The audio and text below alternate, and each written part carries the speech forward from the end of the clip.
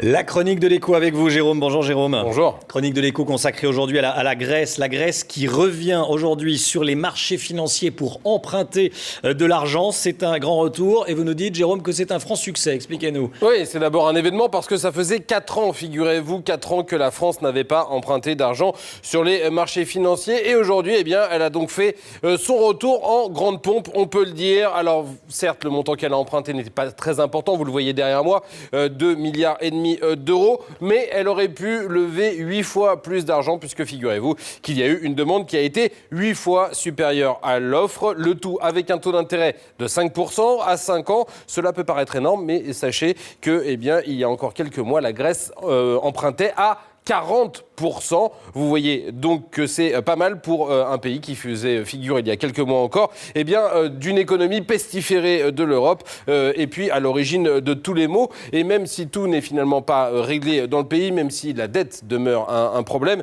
même si le chômage évidemment reste très élevé, cela montre que la Grèce est sur le bon chemin. Et puis symbole ultime de ce retour en grâce justement de la Grèce, Angela Merkel elle-même se rendra demain dans le pays pour la première fois depuis 2012 pour afficher son soutien au Premier ministre grec Antonis Samaras qui préside aujourd'hui l'Union européenne. Et vous voyez que là, cette émission de dette prend une valeur toute symbolique. Jérôme, ce qui se passe en Grèce, ce léger mieux, est-ce que cela veut dire que c'est le début de la fin de la crise en Europe ? On peut sérieusement l'envisager parce que la Grèce n'est pas la seule à signer son grand retour sur les marchés financiers. Depuis quelques mois, le Portugal, l'Irlande ont eux aussi en contracté de la dette sur les marchés financiers, le tout avec un vrai succès. Alors tout cela veut dire quoi ?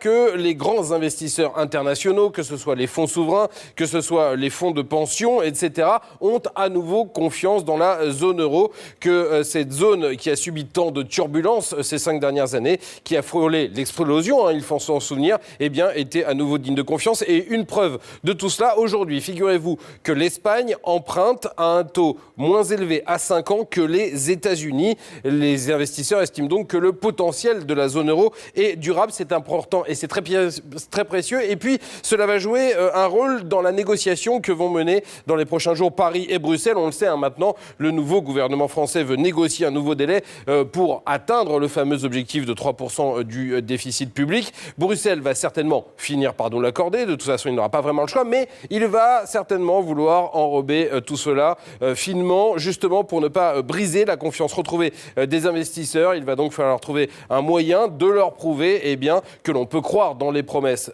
des pays membres de la zone euro et donc que les investisseurs peuvent nous prêter de l'argent les yeux presque fermés.